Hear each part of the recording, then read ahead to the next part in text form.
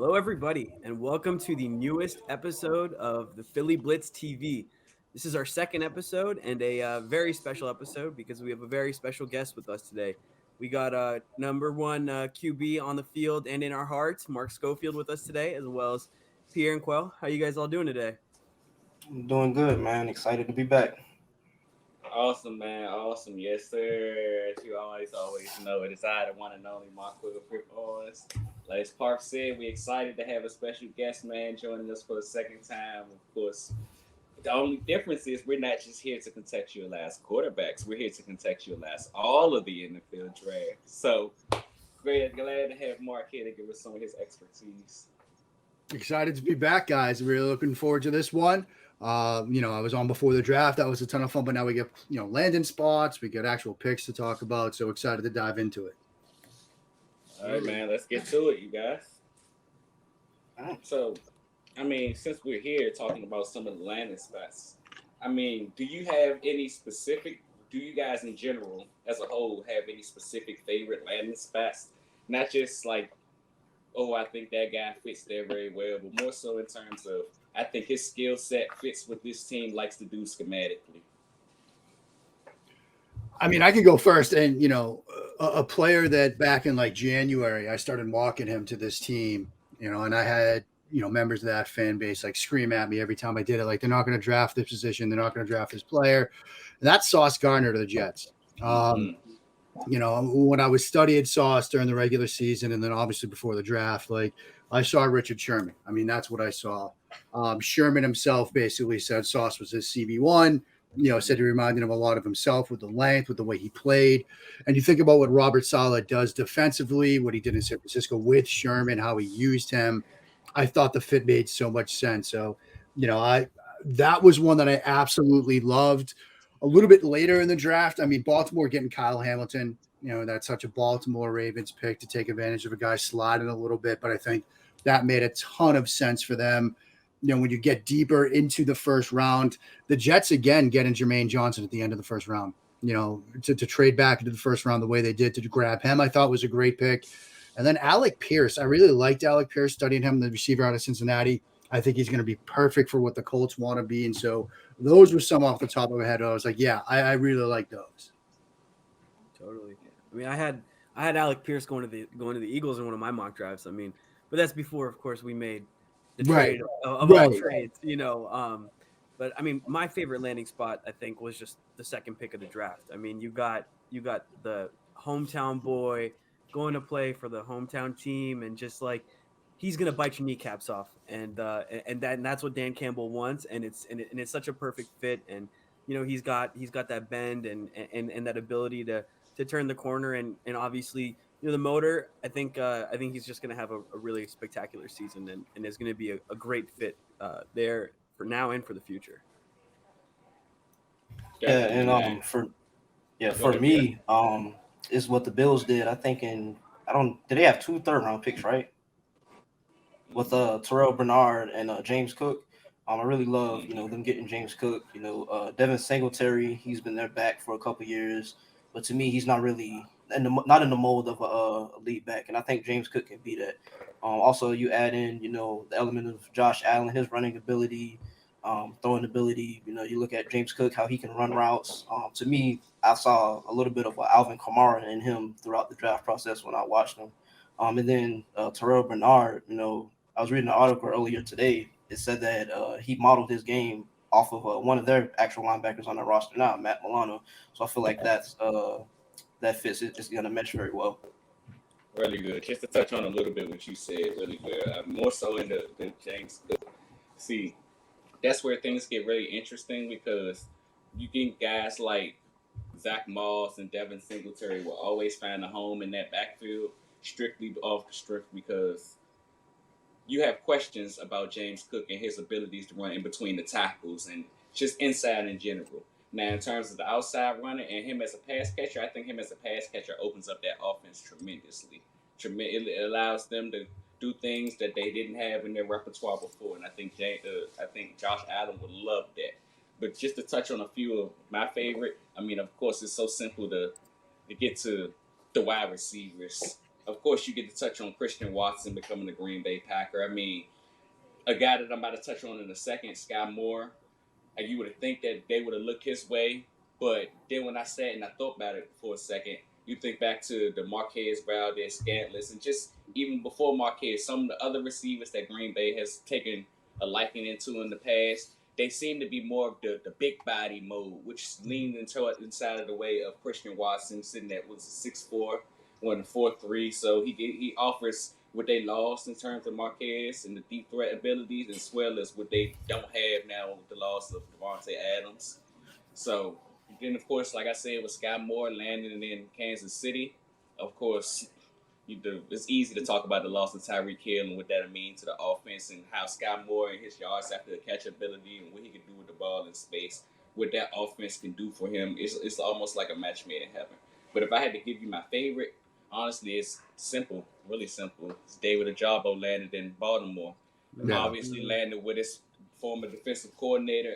I got a piece that's going to come out on this soon, but just he couldn't ask, despite no prospect wants to go through the draft slide, and it sucks that the injury that he had, but if it was a perfect landing spot for him, Baltimore was the place, man. Just landed with his former defensive coordinator from Michigan, Mac McDonald, him having the opportunity to play in the same room as the guy that actually was a big part of him playing football, like a big part of influence in UDFA.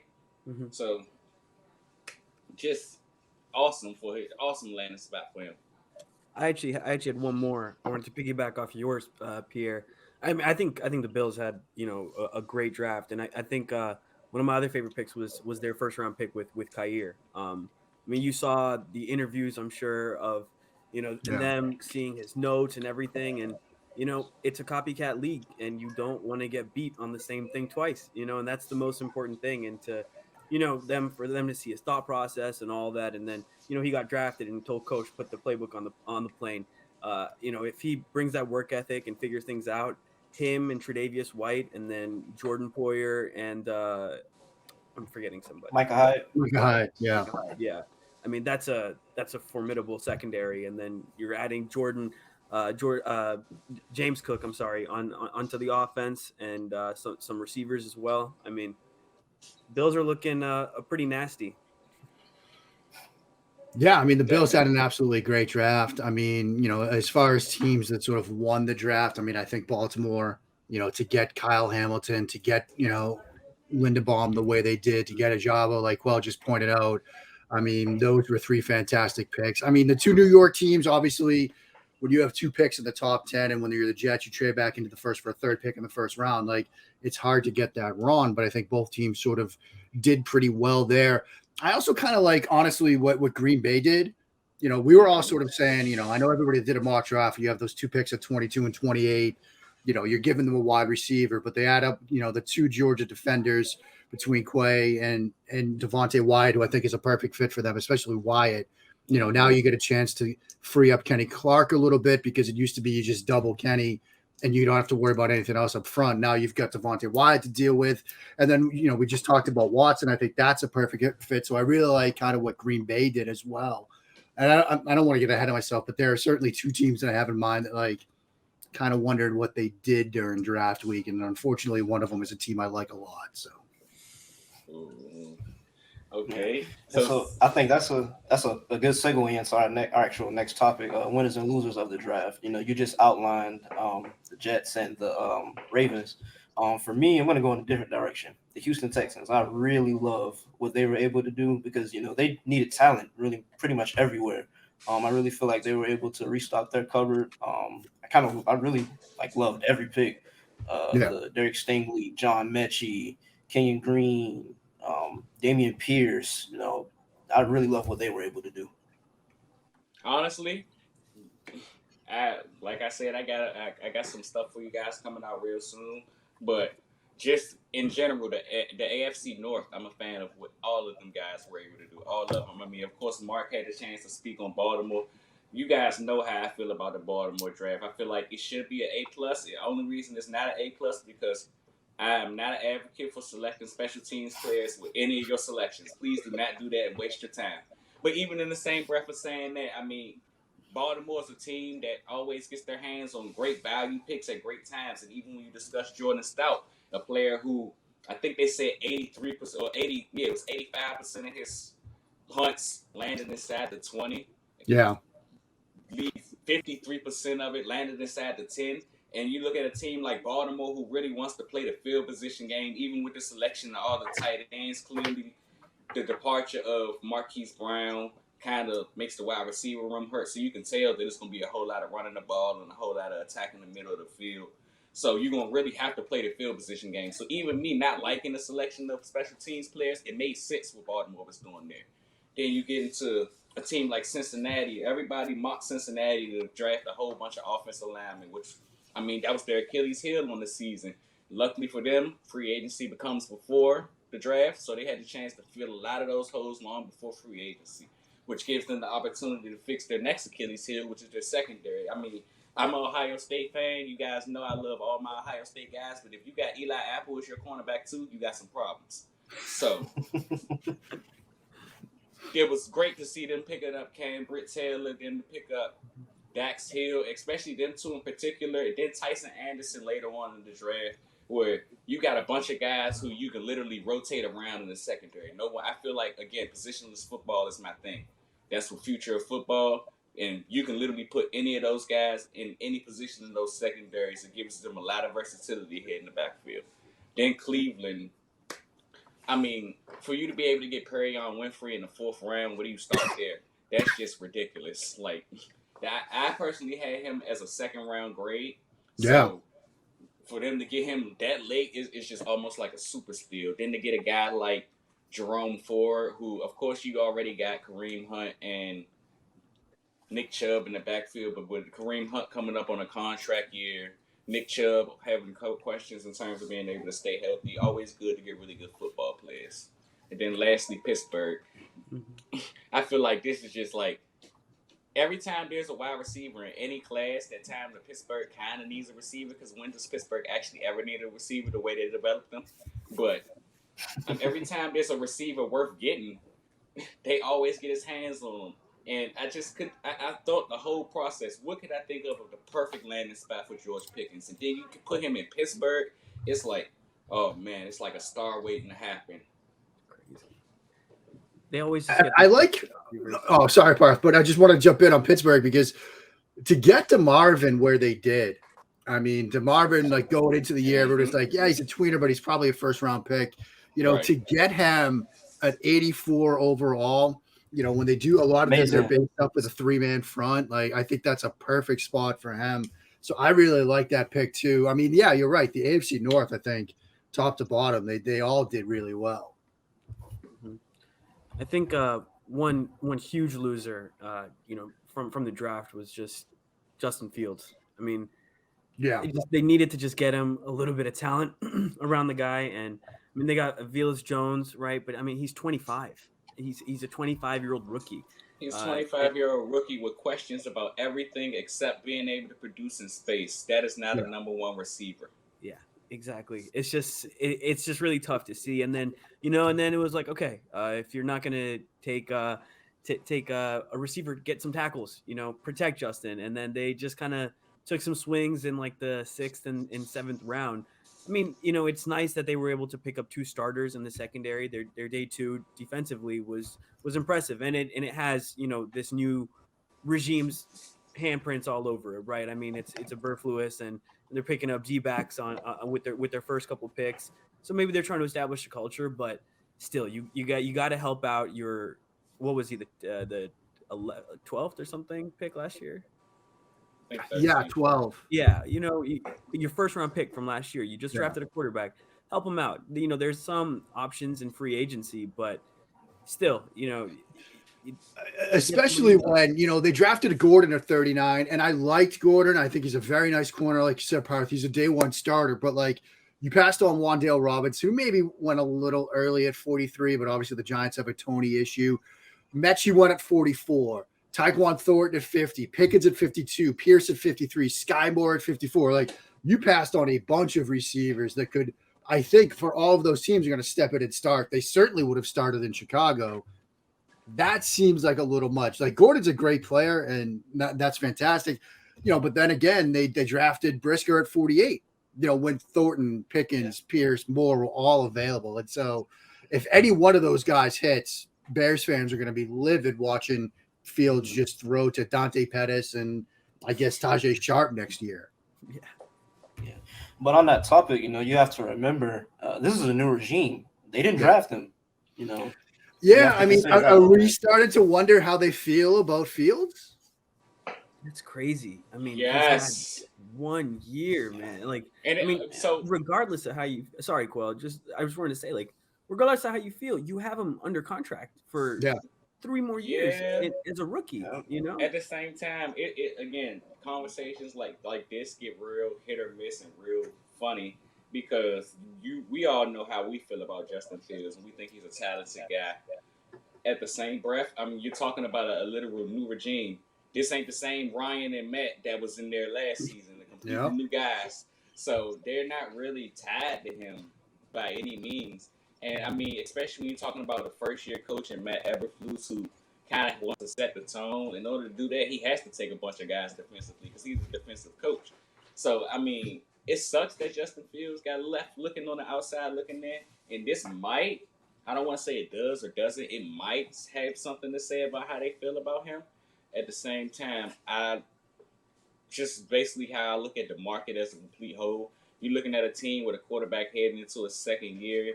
You probably you got a 5th-year option on them. You probably work with the franchise tag after that if you couldn't get a deal done. They got a guy who they can keep in the building for a while, so they're not really pressed to surround him with everything. Makes sense. Yeah.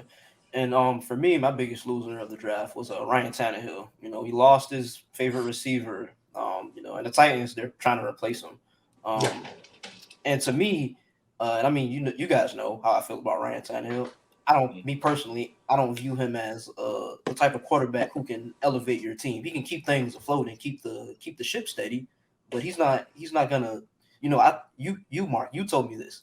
You said that there are quarterbacks that you can't remember. You said what was the way you phrased it? There are guys you can win games with, and there are guys you win games because of. Yeah. And I think Tannehill is that guy you win games with, right? You look at that offense, like they run it through Derrick Henry.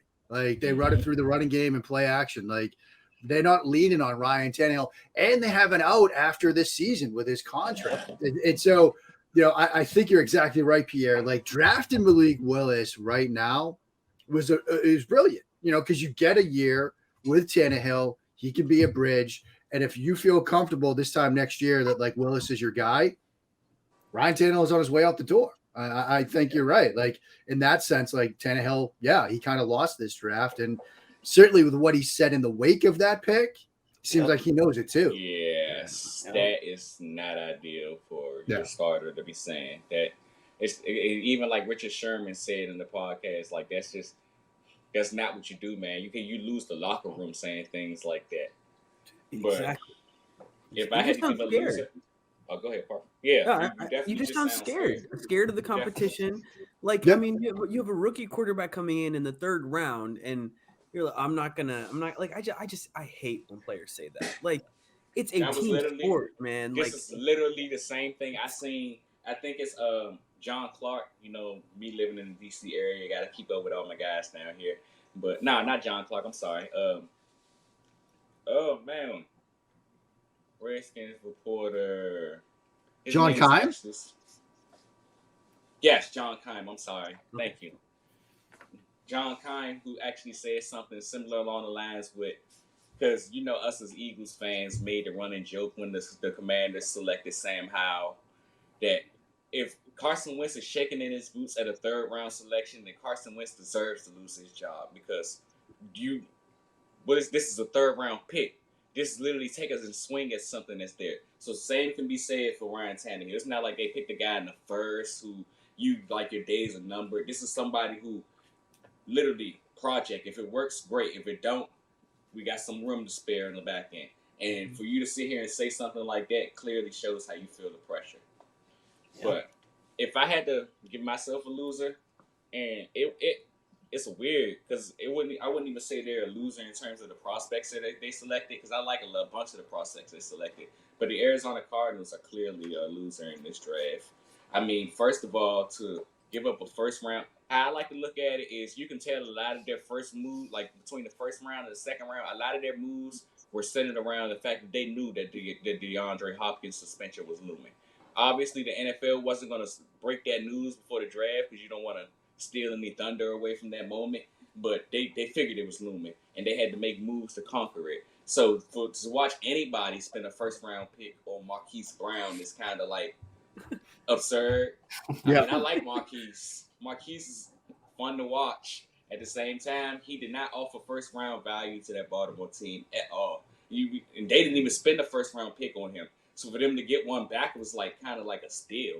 You can see the Cardinals were pretty desperate. I mean, you know all the news that's going on with Kyler Murray this offseason. Kind of wanted to get him his guy, settle him in a little bit, but just not ideal. Even with the selection of Trey McBride, again, another player that I love, man. I love Trey McBride, but I tried to advocate for him earlier in the draft process. Like, we actually did a live stream for the draft, and a lot of them, the guys were pretty stumped on the selection because you got Zach Ertz, you got Max Williams. What are you doing?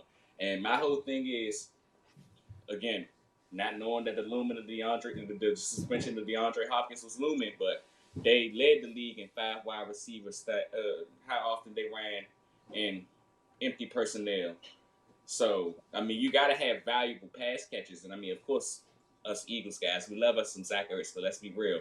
We call them No Yak Zach for a reason. You need some guys who can catch the ball and do something with it in space. And that Trey McBride offers a lot of that. So, again, the selections make sense. At the same time, you could tell they were reaching because they knew what was coming. And the pressure, you could tell the pressure is heating up in Arizona, whether it's head coach or quarterback or general manager. A lot of them are feeling the pressure.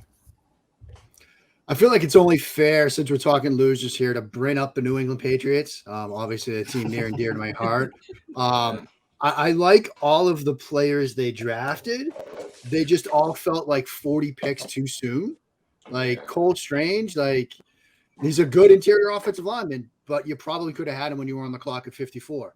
Tyquan Thornton, like he's a nice receiver. You probably could have had him in the next round. I mean, all of their picks felt like it was probably a round early. Now, look, Bill Belichick, he does his own thing, but it just felt like, I mean, as far as quintessential Bill Belichick Patriots drafts go, this was like the piece de resistance. Like, this was like Belichick just being like, yep, we do our own thing here, and that's how we're going to do it.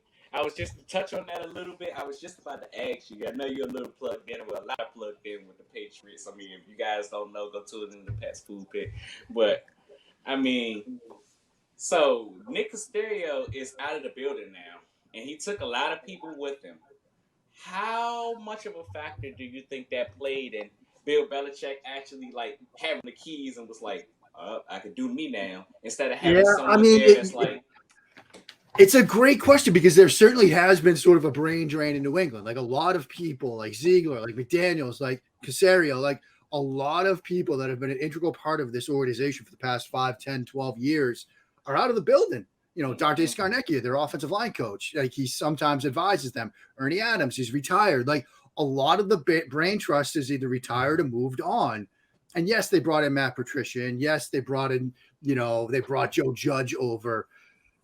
There are a lot of people wondering, like, does Bill have people to tell him no right now? Does Bill have people that will tell him, like, look, you know, you like Cole Strange. That's great. He's going to be there at 54. He'll be there at 48 if we want to trade up. That's sort of the feeling right now, is that Belichick doesn't have people that are really telling him no. If there's truth to that or not, I don't know. But that's the feeling right now around this team, is that, like, Belichick is firmly in charge. He has a lot of yes men around him, people that are just sort of like going along with what he wants to do. If that's true or not, I don't know, but it certainly feels that way after this draft. Yeah, all I could think about specifically is the shot of Sean McVay and Les Snead when they were talking about their picks, and they saw that Cole Strange went, and they was like, well, we wasted our time. We thought we did 104. Like, that's how they said. And they tried to brush it off. They were like, oh, we really liked him. And, we were saying that, like, he wasn't going to be there at 104 or whatever. No, I mean, first of all, they seemed a little bit, shall we say, happy at the time because they weren't on the clock that night. So I think they were pretty relaxed with what they were doing before they got on camera. So that was the true reaction you got from them. They firmly did not think he was going to come off the board in the first round. They thought he'd be there at like, 90 or 104, when they were on the clock. So, yeah, that tells you what the rest of the league thought of this kid. He's a great player, And then, look, Tyquan Thornton, they trade up out of 54 to go get him at 50. And I just listed some of the receivers that were drafted after that.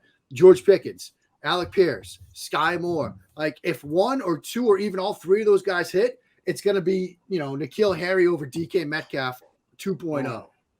I must say, I'm glad you didn't say anything. And before either of you guys talk, if you guys are going to say anything wrong, this is a No Bailey Zappi slander podcast. I like Bailey. I get, of all the picks they made, that was the one that was like, yeah, that makes sense. Like, they were going to move on from Stidham. We all knew that. He's an upgrade, I think, over Stidham at the bare minimum. You need two good quarterbacks in this league. We know that. So that was the one pick that I actually felt really comfortable defending right when it happened. Like, I literally hopped on the keys and started writing for that one because I was like, yeah, I get this one. I can't defend the others, but I can at least defend this one. Absolutely. So I mean, that's a good idea of the landscape for the rest of the league. But what are your thoughts on the Eagles draft?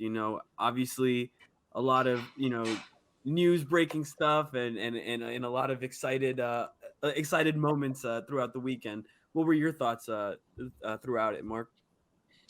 You can take AJ Brown, put him aside, and not even include him in their draft conversation. And this was an A+ draft.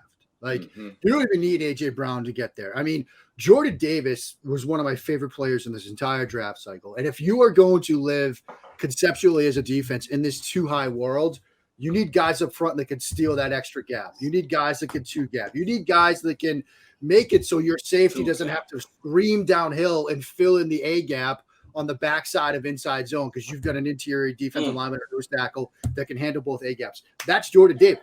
Like, and everything that he did at Georgia on first and second down got them into third and longs. They took him off the field, so they didn't need him to rush the passer. But when he got a chance to run the passer, he was pretty good at it. And I think there's untapped potential there as a pass rusher. So that's a home run pick. Cam Jurgens, I thought, was a home run pick as well. We all knew at some point they're going to address interior offensive line. Kelsey, is older, might retire at some point. He could step in at guard, maybe slide to center at some point. I thought that was a fantastic pick. To get Nakobe Dean in the third round is just a steal. Like, one of the smartest players I talked to, got a chance to talk to him for a Cowboy show that I do. He taught me run fits. He taught me NFTs. He taught me crypto. Like, literally one of the smartest guys I got a chance to talk to this entire draft cycle. Like, him, Alec Pierce, Trey McBride were my three favorites I got to talk to. But Nakobe Dean is fantastic. To get him third is a steal. Don't sleep on their UDFA class. I've had people not in the league, but like outside at the college ranks, on other levels of football. They have told me this UDFA class might have been better than some teams' draft classes. Yes. And Carson Talk Strong, about it. Yes. Talk Carson about it. Strong, first round talent. He could be your 2023 hedge on Jalen Hurts. You have the two future first rounders. Okay. We all hope Hurts gets to where he needs to be. We're all praying for that. I think it'll be fantastic. And I think he will get there. But if not, you got Strong for a medical redshirt year, a guy with a first round arm. And if you can get him close to as healthy as he can be, if that knee, gets to where it can be, there could be your first round quarterback in next year's draft. You don't even have to use first rounders on a quarterback because you've got Carson Strong. Kennedy Brooks, my buddy Matt Waldman, who does a really good job studying skill players, particularly running backs, called him the smartest running back in this entire draft class with the way he sets himself up to evade contact, with the way he sits himself down into cuts, getting through breaks, vision, getting skinny through holes. Like, he basically said, like, this could be your Jordan Howard 2.0 type of player, and you got him as an undrafted free agent. No, he's serious. He is really serious. Like, you guys, again, like I said earlier, you guys know how I feel about my buck ass. I love my buck ass. And you guys know how, well, at least we thought we knew heading into the season, how Kyle Shanahan felt about Trey Sermon. We thought that was a steal of a selection last year for them to get Trey Sermon. Trey Sermon transferred to Ohio State because he could not steal carries from Kennedy Brooks. Yep. Kennedy Brooks is really good. Yeah, I mean, so top to bottom, even without AJ Brown, this was a home run draft. And then you add in AJ Brown. Like, I don't see how you could sit in here right now on Friday the 13th in May, say that Howie Roseman, did anything wrong. This was a fantastic draft. Like, you know, you can even get into, you know, Kyron Johnson, the Kansas linebacker. I mean, I think that's a nice little addition. Even the tight end from SMU, nice little addition there in the later round. But with what they did at the top and this undrafted free agent class, fantastic. So, to your And point, so two of the guys that you didn't bring up as part of the undrafted free agent class, Josh Joe and Mario Goodrich. What did you think about them? Because I've seen Josh Joe, like, and even from, you know, watching him during his junior year, I thought he was going to go in the 4th or 5th round, actually. But yeah, I thought so too.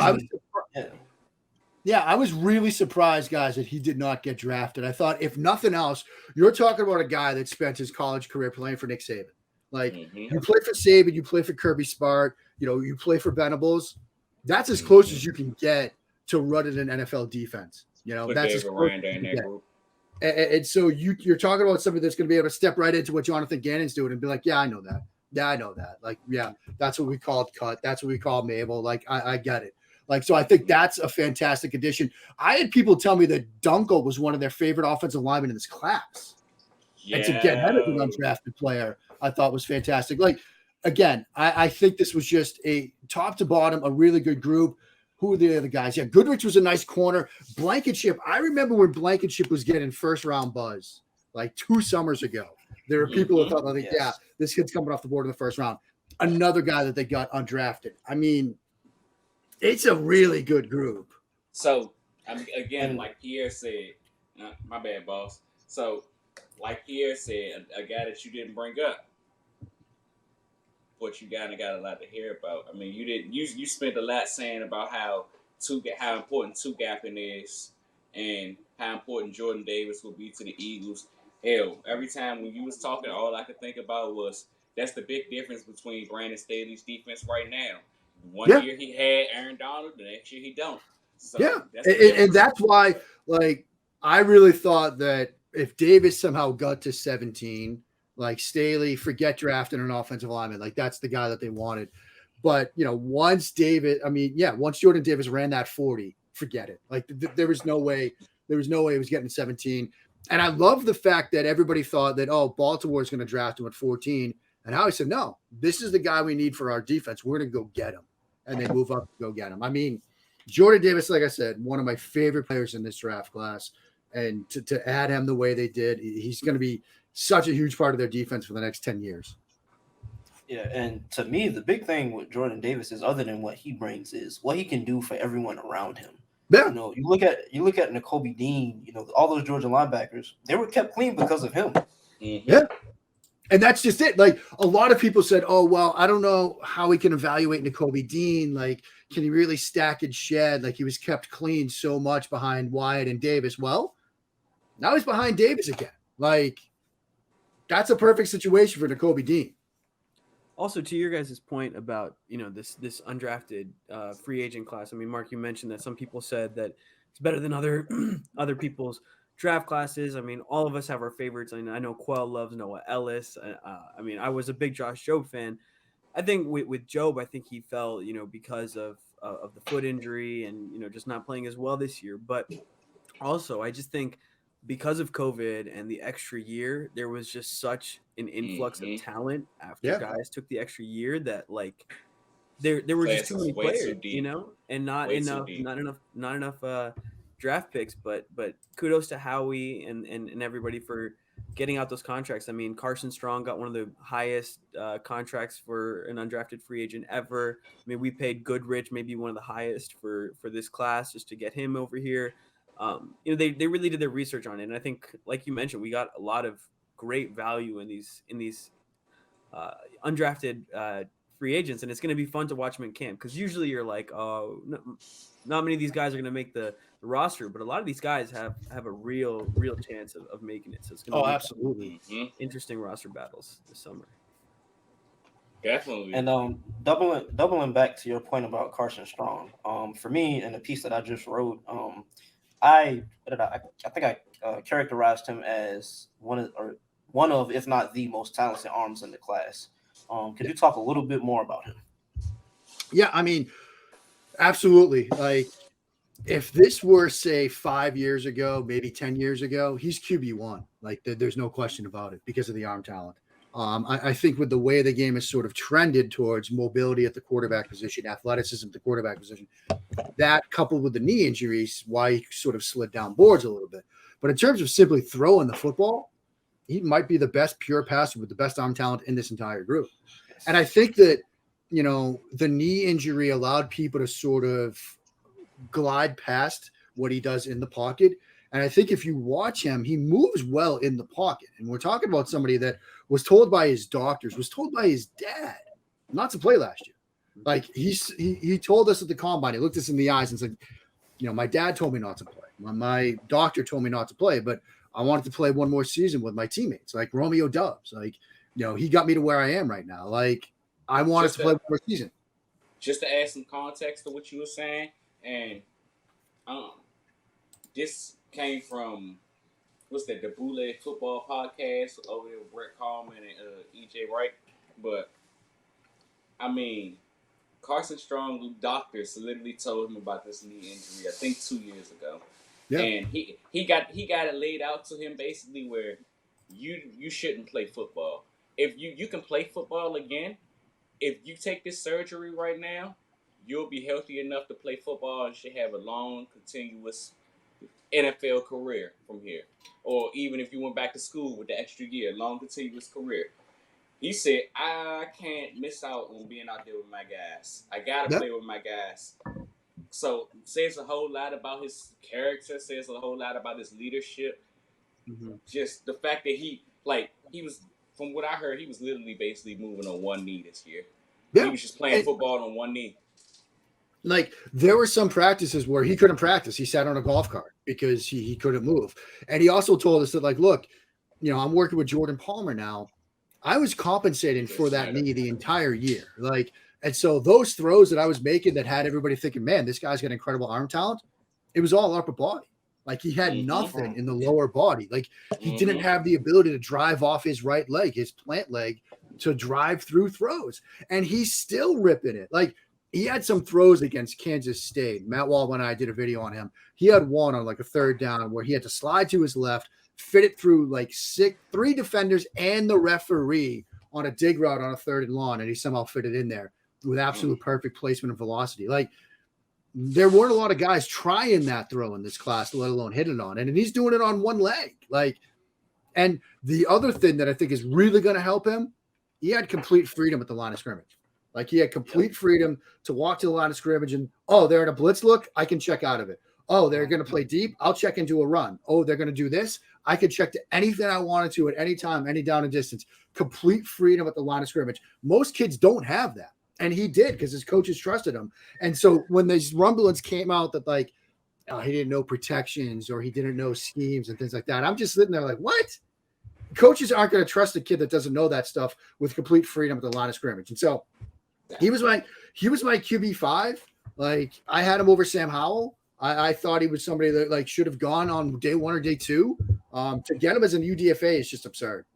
Absurd to get him as a UDFA. Again, I think I personally had him as QB, probably QB5 as well. I know it was Malik, Desmond, Kenny. It might have been Carson right after that. He might have been QB4.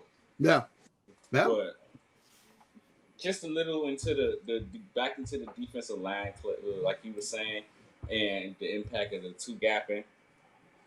You said how you touched on how important the acquisition of Jordan Davis is, and it kind of led me to 2 separate questions. One, and I mean, of course, there are rumors that came out after the draft that Baltimore didn't want Jordan Davis, but clearly, Howie heard something and he got in front of them for that.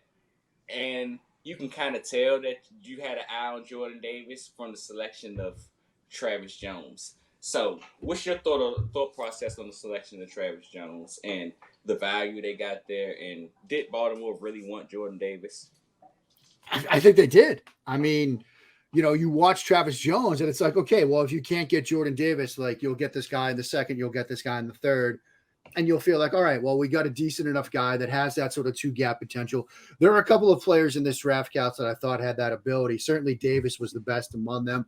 I think Travis Jones was pretty good. I think John Ridgeway was pretty good with some 2-gap potential as well. Guys who can be your true 0-1 technique kind of guy in the middle of some odd fronts. And the fact that, look, everybody sort of started linking Jordan Davis to the Ravens at 14 once he had that great combine. And, whether Baltimore was going to do that or not, I still think they would have. I think, Jordan Davis is a quintessential Baltimore type pick. Now, maybe if it came down to a pick between Hamilton and Davis, maybe they would have said, look, Hamilton's the unicorn safety of this class. Like, we'll draft him and we'll pass on Davis because we can get Jones a little bit later. No. You didn't have the chance. No. So, they go up and they get Davis. Please no, because you about to start something. Please no. Right as I come back, too. The universe is so beautiful sometimes. So, of course, you didn't have the chance. I'm pretty sure you were busy with your own thing on draft night, but we had a chance to stream on draft night, and me and Parth had this massive argument basically about positional value. And it's you can't. You have to take it because, I mean, of course, as you know, Mark, you retweeted it, and I had a second one to come out the day of draft day, but I released my big board, and Kyle Hamilton was the number 1 player on my big board, and I stayed true to that until the end of the sequence. In the same breath, I would not have been happy if that team took Kyle Hamilton over Jordan Davis because that is just terrible positional value. Like, how safeties get paid and how interior defensive linemen get paid are two massively different gaps. Yeah. And you want to get the one that's going to impact the floor every single play than the one who has to be schemed to impact the game. Yeah, I mean, that was the thing with Hamilton was if you draft Hamilton in the top 10, he's instantly, I think, the 3rd or 4th highest paid safety in the game. Like, it's just different. And, I think with respect to specifically Philadelphia, like, you need that guy up front that can give you that 2-gap stuff if you want to stay in that 2-high world. And, yes, having a versatile safety is nice, especially in the 2-high world, especially if you're going to, mix some coverages up. But I think Davis was the better fit. And so I'm glad that from Philly's perspective went up to get Davis as opposed to Hamilton. I love Hamilton. Yeah, he's great. He's great. He's absolutely a great player. Don't get me wrong. I mean, I think a touchdown wire, he was our top overall player too. Like, no, yeah. I mean, I totally get it. It makes sense in the terms of financially. My point was that, I feel like Hargrave will be back next year. We had Milton Williams. Jordan Davis is obviously totally a different level than Milton Williams. I'm not trying to make that comparison, but, we have Marcus Epps and Anthony Harris back at safety right now. And I mean, they've been really pushing the Epps agenda. I mean, really, really pushing it every chance possible. So I'm excited to see. I mean, I'll give him a chance.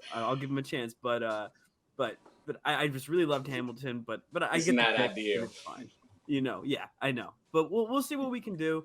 I mean, I don't know who are the free agent safety options at this point. It's gotten pretty bare, right? Jaquiski Tart is still available. That's the only one I know off the top of my head. Yeah. Well, we'll see what happens also, the season. And a little bit. I mean, sorry. I just want to say these 2 corners, Goodrich and Joe, both have, bodies that might hold well. Better to be in a safety position instead of corner. So who knows? Who knows how this offseason is going to go? Leave Marcus Epps alone. I'm not trying to hate, man. I'm not. I promise. Also, a little bit of breaking news: the Saints just signed Jarvis Landry. So, dude, I thought he'd be great in Baltimore. They didn't take a receiver, just bring in a veteran, and he's like the perfect Baltimore type guy. I mean, he's hard nosed. Like, get yourself a Steve Smith, a senior light version. Yeah. Brian Andrews? No, what's his name? Edwards just got traded to the Falcons. Yep. From the Raiders. Whoa, thank you. Some talent in the wide receiver room not named Drake London. Thank you. Mm-hmm. That group's really thin too. Yeah. Go for it, Park.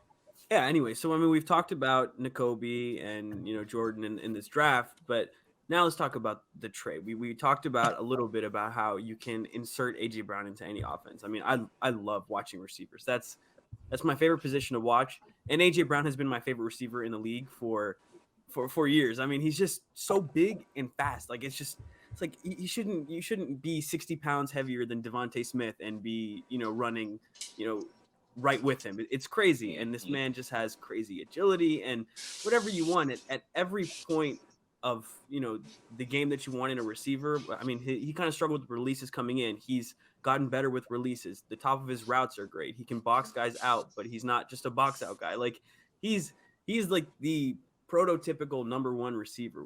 What does he do for this offense? Yeah, X receiver. Like what does he do for us? He does a couple of things. I mean, he steps into that X receiver role, but he's not just a guy that's going to give you 7, 8, 9 routes. He can work over the middle without fear. He's good after the catch. Like you said, he can win the box out game, the back shoulder game, but that's not the only way he wins as a receiver. He's not like an N'Keal Harry type that can only do back shoulder throws and win contested catches. He can separate. And like you said, Parth, he's gotten better at release package. He's gotten better on his routes. And it also allows Devonta Smith to now be the Z. It allows you to put Quez at the slot. Like it gives you that ideal 11 personnel package where that like you can move Smith around a little bit. Because let's be honest, like Devontae, as great as he was as a rookie, there were times where he'd have to be like in that X role. He'd get pinned to the boundary a little bit. He'd struggle to get off of the jam. He'd struggle with his releases at times. Now you can move him around a little bit. You can get him some freer, easier releases. You can get him into some stacks and in the slot times at times as well, because you have AJ Brown as your X, and like, look, doesn't matter who's lined across from him, press alignment, he's going to separate. He's going to be able to get free against that alignment. And so the trickle down effect of AJ Brown's acquisition is huge, because it then lets you get these younger guys into more favorable situations, which can only help them as well. Awesome. Yeah, it's awesome. Go ahead, Pierre.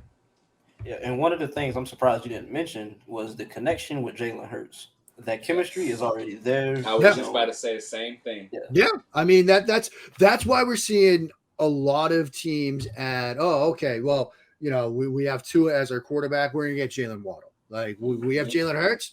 We're going to get a guy that he's thrown with a little bit. Like you're seeing this trend to reunite receivers and quarterbacks, to put them back together, to have that built-in chemistry. And you've got it, between Hurts and Brown, like two guys who really know each other. And so, having that built-in chemistry, it makes it that much easier when it's 3rd and 7 and you've got to run a route that's going to convert. Your guys are already on the same page in terms of what they're seeing from the secondary, because they've worked on it. They have that feel for each other. They know where that person's going to be. I've got 2 books from Joe Montana within my arm's reach right now, where he talks about having that built-in chemistry between him and Jerry Rice and John Taylor was huge. When it's 3rd and 7, you know exactly how they're going to react to the secondary, how they're going to react to leverage, how they're going to break their route off. You don't have to wait. You don't have to see it have come open. You don't have to see the break. You know how he's going to break. It just makes it that much better for quarterback and receiver.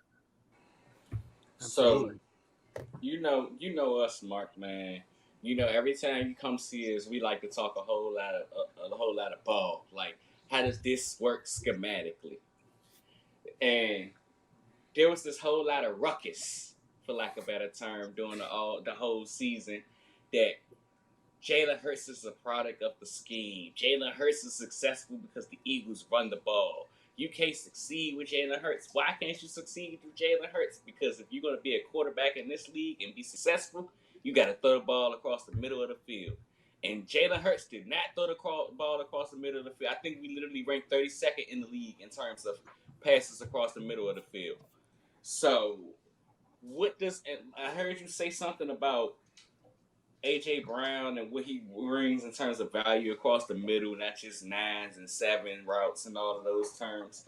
and being the ability to move Devonta Smith to a role where kind of that he played in Alabama. Yeah, he may have been the number one receiver at Alabama, but was he used as in the X receiver role? Rarely. They like to try to get him in positions where he couldn't be pressed, so he can attack the center of the zones and all of that stuff. Basically, just let him get out in the open field. So with him back in a position where he's most comfortable, and of course AJ Brown here to attack the middle of the field, how do you see Jalen Hurts' development coming along this season?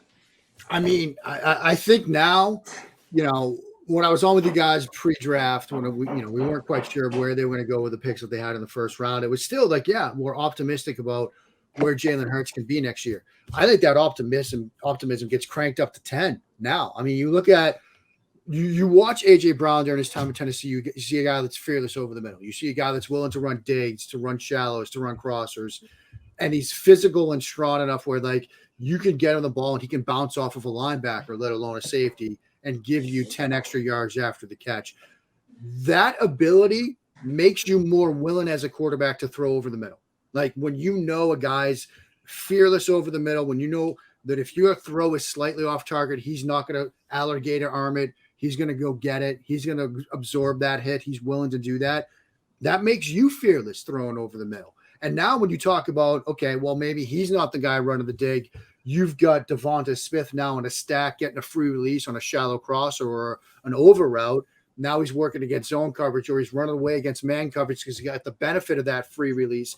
You're, again, willing to throw that route because it's not going to be into contested coverage. He's going to have a step or two on that man coverage defender because of his free release. Or he's working against zone. You just got to figure out the best hole to throw that and then make that throw. Again, the trickle-down effect of the Brown trade isn't just for the receivers. It's for the quarterback too, because now he's got more confidence to attack areas of the field that you're right. That was not a strength at all. Like throwing, between the hash marks from 0 to 10, 0 to 15 was not a strength. Like everything was the boundaries and over the top. Now you can do that. And when you can do that as an offense, when you can tell that defense early in the game, first drive, second drive, like, we're going to attack between the numbers. We're going to attack between the hash marks. Now you've got to worry about things. Now maybe you bring that safety down. You bring that safety down underneath. You do robbers. You do, some cut coverages to take away the middle of the field. Now you're getting single coverage on the boundary. So now you have a situation where maybe a safety is jumping or nailing down on that over route from Devonta Smith, and you've got AJ Brown singled up on the outside on a go route. So in terms of how everything of that just worked out, how the only thing I could think of every time you speaking in this aspect was, well, it sounds like Dallas Goedert will be a top 5 tight end in the NFL this season because what the hell are you gonna do with him if you got to worry about all that? Yeah, I mean that's just it. I always try to get my mind in myself in the mind frame of the opposing defensive coordinator. Like it's Wednesday, it's install day. What are you worried about? And you hop on the whiteboard and it's like, all right, I got to worry about AJ Brown on the outside. Now I got to worry about some stack releases for Devonta Smith and how we're going to handle that. Oh, they're probably going to do some stuff for Quez. I mean, they're going to maybe if Rager's still in there, now he's a slot receiver. He's got some two-way goes that he can take advantage of. Oh yeah, now I got to worry about Dallas Goedert too. Like what are you doing? Like you might now be in a situation where you feel like you've got to play a lot of, nickel and dime against a team that we know wants to run the football. Like that's a lot to worry about. Are you going to stay in base because you're worried about the run threat? And then now you've got, guys working against corners in one-on-one situations. Like, are you going to stay in base and make it so that Dallas Goedert is covered by a linebacker? Or are you going to go nickel? You're going to go dime because you're worried about all these weapons, again, against a team that would love to just run the ball if they could and has a very good running quarterback as well. Like, that's a lot to worry about. And so I'm not getting a lot of sleep, if I'm the opposing defensive coordinator the week before I'm playing the Eagles. I'm just not. It's crazy how one player can just change the entire face of your offense so much. I mean, he fits in, and now all of a sudden you can expect to see just great seasons from Quez, Dallas, and Devontae, and Jalen probably. Yeah. I mean, you talked about Rager real quick. I don't know if you all saw the report about about the Eagles trying to trade. Well, the Ravens approached the Eagles about trading Chuck Clark for Rager, and from the phrasing, it seemed like the Eagles were the ones that said no. That the trade talks died down with that. I don't know. What do you guys think of that? I feel like that's a trade I would make. You get to address position of need, and I mean, Rager doesn't want to be here. He's kind of made that clear. I don't know. You ain't doing nothing but doubling back to what I said 3 weeks ago, what I said 20 minutes ago, what I'm about to say again. It's Marcus Epps season, baby. I don't know what it is to say about that. Like, they like You're Marcus an Epps truther, Epps. Dude. Like, what are you doing? Like, they like him. Listen, man, it doesn't hurt to have more D-backs, though, and we got a receiver. It never hurts. It never hurts to that. Never hurts to that. But at the same time, it hurts to do that if you're getting rid of pass catchers, because in this league, you got to have as many pass catchers as you can. All of them. And you talking about a first-round pick, whether he should have been one or not, that's up to you to decide. But you're talking about a first-round pick pass catcher. You don't come up off those easy. You Absolutely. Need value for that. But if he is a malcontent, if he does, bring a bad attitude with, I mean, he's deleted everything and then, posted some things again and then deletes everything. I mean, like, you also have to think about, like, he doesn't want to be here, it seems like. Who knows how the team is feeling about it? Like, there's going to be some type of politics about this. And, I mean, I trust the Eagles locker room to be able to move past something like this. I mean, it's just so public about it. And then he tweeted something after the AJ Brown trade and stuff. It's like, dude, like, chill out. It's your team, like, you guys are going to do better. This is good for you. You're going to have less pressure on you. I don't know. I think it's going to be a little bit complicated, and we have to see how, it'll be in the locker room. I mean, how I personally look at it is, it's one thing if you didn't make the A.J. Brown trade, but you got A.J. Brown now, so Rager effectively moves to a wide receiver role. So, yeah, you could talk to me about malcontents. If I really wanted to get rid of you, then I'm pretty sure we can acquire a 5th-round pick for Jalen Rager. At this point, we just playing the value game, like how Roseman does. Because I'm not what I'm saying. Like, what would you take for? What would you take for? Because I thought Chuck Clark would be a great return. I mean, he's from Philly. That's always nice, and you get a safety in the room. We want to run too high. We're an injury away from playing somebody who's behind Marcus Epps. It might be Marcus Epps' season, but what are we doing behind Marcus? That was just the kind of thing that went through my head at that point. I get what you're saying. I can accept that. That's right. Yeah. That's right. Who knows? But anyways, now you talked a little bit about how this is going to help our entire offense, Mark. So what do you think this offense is going to look like going into year 2 of Hurts and Sirianni? Hurts is finally going to have the same offensive coordinator and offensive staff for the first time since high school. I mean, he said the last time he had it was his dad, which is crazy, Yeah. So what does this do for this pairing? I think it's huge. I mean, and when I was on with you guys last time, I talked about that continuity. Like you said, I mean, it's the first time he's had 2 straight years in the same offense for a long time. I mean, you go back Alabama, Oklahoma, Peterson, Sirianni, like that's a lot of changeover for a young quarterback. And we've seen 4 young quarterbacks, that consistency in scheme and play caller is massive. And I think to his credit, look, Sirianni went through some self, evaluation last year. This is a team that started out as a very pass first offense early in the year. And then they realized no, get it into some favorable situations, some 2nd and 4s.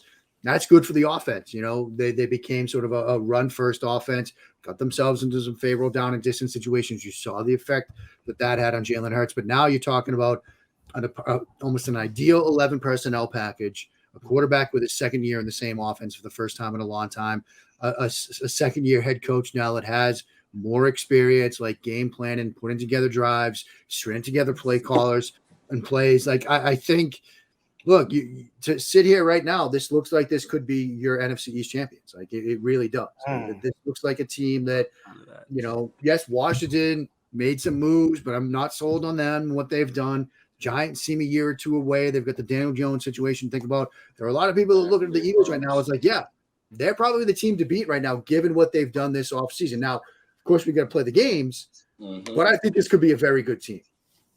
Absolutely. Yeah. And so on that topic of Jalen Hurts, it's been reported that he's been out in California this offseason training with a 3D QB. What can you tell us about maybe some of their training regimen or what his offseason training with him coming off that, what that could look like. Yeah, I mean, look, to play quarterback in the NFL right now, when the games end, you got to start working. Like the work never stops. Like it's not a situation, it's not a position where you can sort of take a couple of months off, a couple of weeks off, just like sort of work out and keep yourself in shape. You've got to refine mechanics year round. Like this is when that process is done. And that's a lot of what they're working on right now. They're working on keeping that throw in motion tight, that release crisp and quick, because every quarter second matters in the NFL. And, to its credit, that was one of the things that, when I studied Hurts coming out of Oklahoma, the quarterback I saw after, his final game to the Senior Bowl, you could see that work was already in process because he had a loopy throw in motion. It started to tighten up. And that's when I started to realize that, that there's an NFL quarterback here. And that work has to get done in, February, March, April, because once you get into training camp, once you get into OTAs and minicamp and all that stuff, that's when the muscle memory has to be there. I coach quarterbacks myself, and I tell them all the time, like, watch Tim Tebow, watch Blake Bortles. We would write all the time, like, oh, yeah, they're working on their mechanics. And then the second the game started happening and live reps came in, it all falls apart because that muscle memory is there. Muscle memory, it takes over. So you have to get that work done, and it has to really sort of stick in now. So that's what they're really working on, keeping that throw in motion in the upper body tight, so you don't get that dip and loop and draw to the throw in motion, because if you do, that's been a bugaboo for Hurts. That's been a bugaboo for other young quarterbacks, is if you develop that, then it can sort of like that muscle memory kicks in. So it's 3rd and 7 and you're trying to throw that stick out route on time and in rhythm. And then you do this and then you draw it back and it's a half step late. Like if it's here and out, it's much quicker. And that's why the kids that I coach now, I'm like, you have to learn this stuff now, because you get to the upper level, high school, college, like that's when it's too late. And so that's the work that Hurts is doing. Like I'm excited that he's already tightened it up to begin with, but it's got to be that ongoing process. That's what they're working on right now, keeping that throw in motion tight as possible so that every second is working in his favor on a 3rd and 7, trying to throw that stick out route on time. So, we heard him in his press conference he had a couple of days ago. He talked about being much more concise and consistent with everything. And to me, when I watch him, I'm nowhere near the level of quarterback analysis you are, but it just seems like, that's what it needs to be. Everything just needs to be much more concise and well. It's very much like a golf swing. Like, when you're throwing from a clean pocket, you want it to be as repeatable, as quick, and as smooth as possible. Like there are going to be moments when, you're going to have to drop the arm angle. You have to move and find a way to get the ball out. You might have to throw it around a defender coming off the edge. You might have to do something differently based on pressure. But when you've got that clean pocket to throw from, it has to be a smooth, quick, repeatable, and like you said, concise throw in motion. Just like, on the golf course, you want it to be as repeatable as possible. Same thing with the throw in motion. You want it to be as smooth, quick, and repeatable as possible. So you have that consistency in the release point, and that's what's going to make you an accurate passer. Makes sense.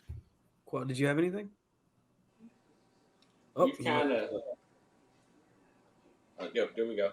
So we've kind of, how I like to put it, reached full circle. Of course, Mark, as you know, of course, as you guys know, me and you did a piece like long before Jalen Hurts' second season heading into the year. It's his first full-time year as a starter.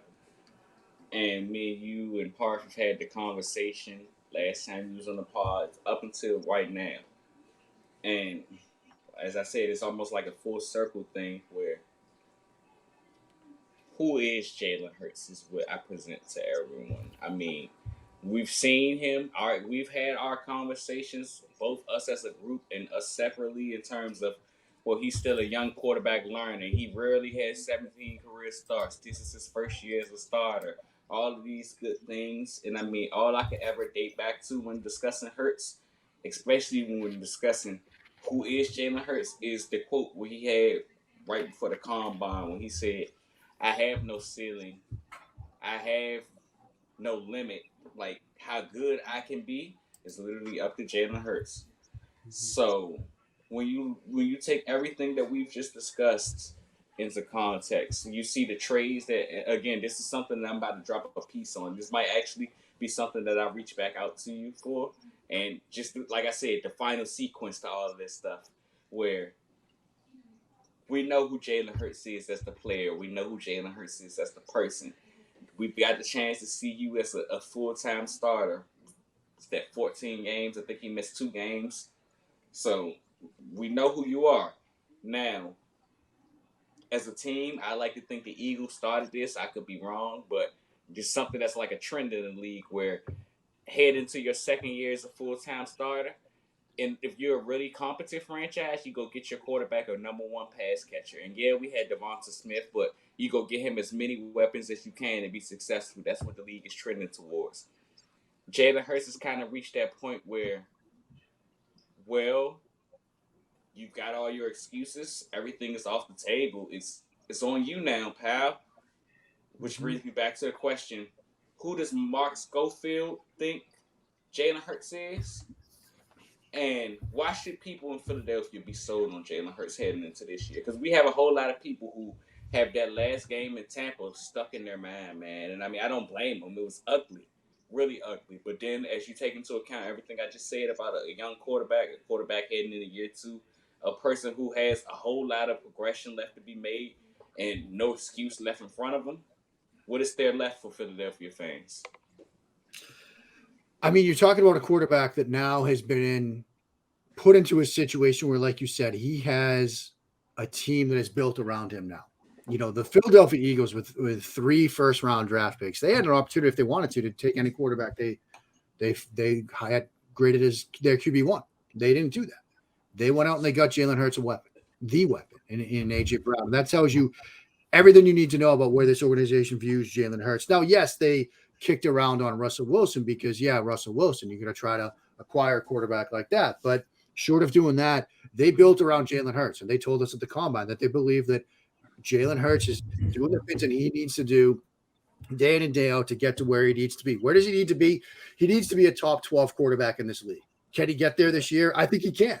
I honestly think he can, because the acquisition of A.J. Brown and what that does, that trickle-down effect that I talked about for this offense, with the things that he can work on in the offseason with respect to his throw motion mechanics, and now that ability to be a team that stresses defenses sideline to sideline, line of scrimmage, and 60 yards downfield. Like, you can stress every blade of grass. You force defenses to have to defend every blade of grass. It's not like last year where as a defense, you had bracket coverages on the outside, you stayed deep over the top of stuff, and you said, look, if Jalen Hurts is going to suddenly figure out how to throw underneath and over the middle, we'll tip our hat to him. He's not going to do that, so we don't have to worry about it. Now you're going to have to worry about that. You're going to force defensive coordinators to have those sleepless nights. So ultimately, what can Jalen Hurts be this year? I think he can be a top 12 quarterback in this league because of what they've added. Now, that's here in May.